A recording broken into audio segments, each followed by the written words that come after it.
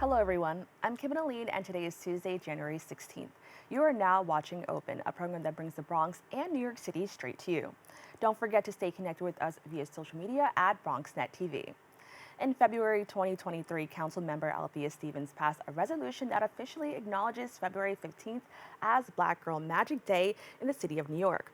This day aims to celebrate and empower current and future generations of Black women and girls. The council member now joins me to discuss what she hopes Black Girl Magic Day will bring to the city of New York. Councilmember Stevens, thank you so much for joining me. Thank you. I'm so happy to be here. I'm Now, really excited about talking about this topic. No, I'm excited too. This is like really amazing, and this is the first time that I'm hearing something like this is happening. So, can you just talk a little bit more about Black Girl Magic Day, and how it pretty much came to be? Well, honestly, I have to give credit to my assembly member, Chantel Jackson. Me and her were having a conversation, and she was introducing it at the state level, and we decided that we should do a state and city level. She had some issues at the state level, but we were able to get it past the city level, and it's really about just celebrating women and women of color and Black women specifically. You know, too often Black women don't feel protected, and if we don't celebrate ourselves, then who will? And so really having a day where we can talk about the accomplishments, the things that we want to do, and also thinking about how we're supporting the next generation of women leaders.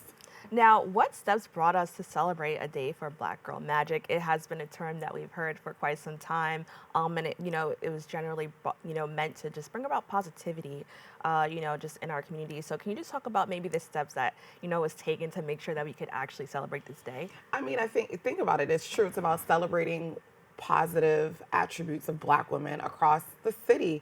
And when you hear that, that just became a term of endearment. And it was a lot of hashtags, especially when someone did something well. And that was like our thing. All right, girl, that's Black Girl Magic. And so really talking about all the amazing things that we do and how we continue to defy the odds, right? Like, and thinking about when you think about Black women, I think about the poem Sojourner Truth, Ain't I a Woman? And just going back to the first time I heard that poem and thinking about how even when this country was being created and built, Black women weren't seen as women. We weren't supposed to be dainty. We were not, people weren't opening the doors for us. We were seen as property. And we weren't able to be soft, and we weren't necessarily taught how to be soft, but we were always able to put our magic on whatever we did, whether that was like going into different industries and, coming into politics and all those things, and still be able to hold our own and just being able to consistently overcome. And that's what I think this day is about celebrating. Now, you're also a part of celebrating Black Girl Magic Day because you're making history, kind of leading the charge of this first ever type of celebration in New York City. So can you just explain, what influenced you to actually lead this charge? Honestly, I am in this seat and in this role as a council member because so many women helped me, right? And thinking about the sisterhood that I was able to build is really important. And so for me, I think it's an obligation for me to do the same thing and make sure that we are having a network, that we are able to support each other and build each other up. Because honestly, I've been lucky and fortunate because I've had women like the borough president, Vanessa Gibson, assembly member Chantel, Diana Ayala, women of color who really were able to surround me, mentor me, support me, in coming to a scary role like this. And so for me, thinking about Black Girl Magic, our first celebration, it's about celebrating all women of the diasporas, because honestly, we all Black women, and thinking about how do we then support each other, move forward each other, and continue to uplift, right? So, it's like, how are we climbing and lifting at the same time? Now, I love what you mentioned about sisterhood. Could you just talk a little bit more about that, especially in a career that is more stoic, right? When people think, politics or, just anything that had to do with just the government or anything, people think that it's a harsh, work environment. But, you talked about sisterhood and kind of, holding hands and just being with your sister. Can you just expand on that a little bit more? Yeah, absolutely. I mean, thinking about city council right now, we are the first women majority of minority women.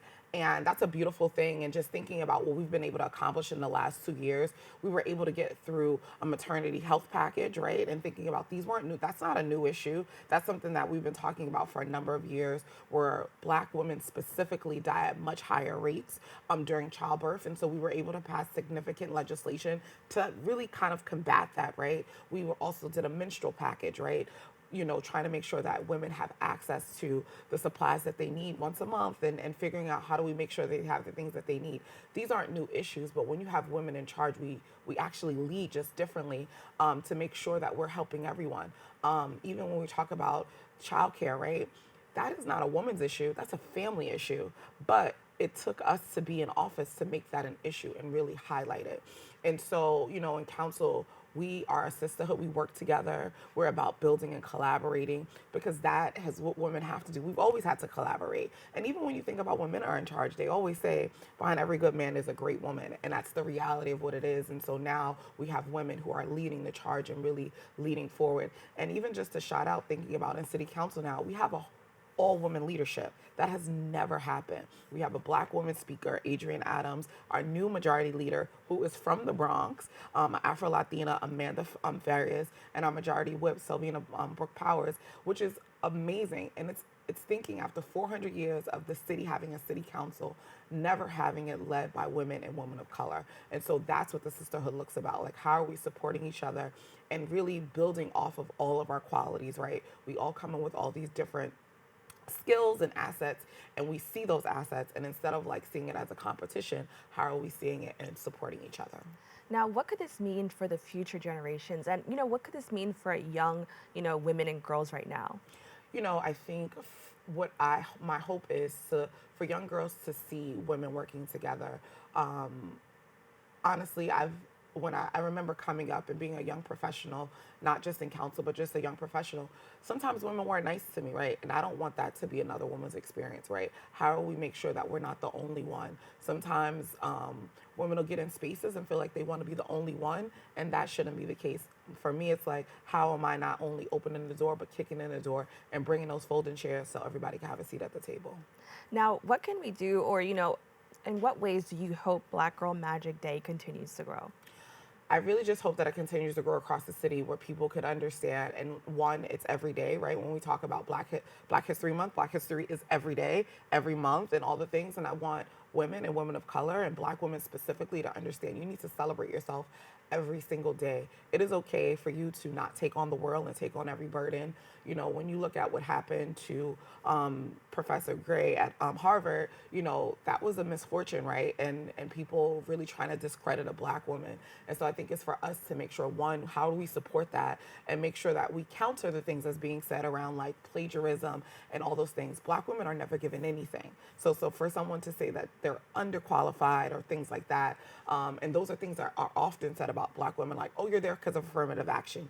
You're there because you're a Black woman. You check so many boxes. But the reality is that's never the case. More often than not, we're overqualified in most of the spaces we're in. And when we look at that situation, that was something that was there. And so for me, it's thinking about how do we continue to build a sisterhood? How do we continue to support each other and also celebrate ourselves? And so thinking about each and every day, how are you living in your Black Girl Magic? Now, as I mentioned, I believe it's February 15th is going to be Black Girl Magic Day. What will this celebration consist of? So yes, I'm really excited. We're going to have our first ever event in Chambers. And so we're going to be honoring a number of Black women across the city that are really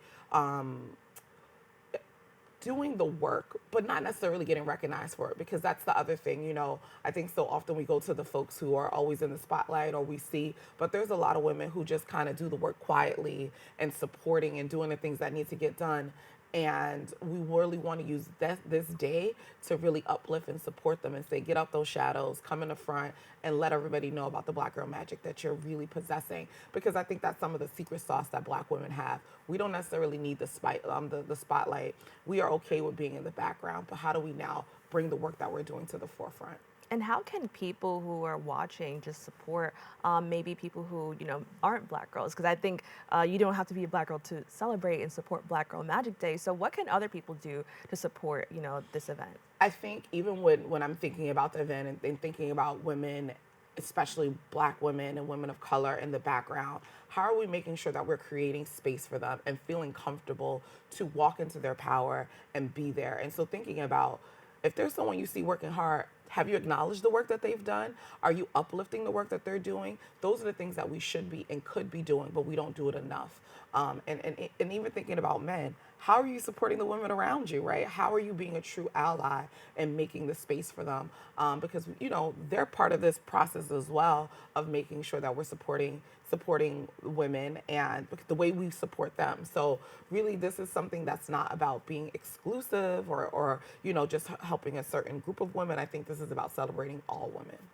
Well, I want to thank you so much for joining us and having this really important conversation. And I think it's amazing that we're having something like this and that I was able to speak with you about it. So thank you so much. Absolutely. Thank you for having me. I'm really excited about it. To learn more about this day, please go to the Councilwoman's website at www.council.nyc.gov/district-16. Don't go away. We'll be back with more Open right after this.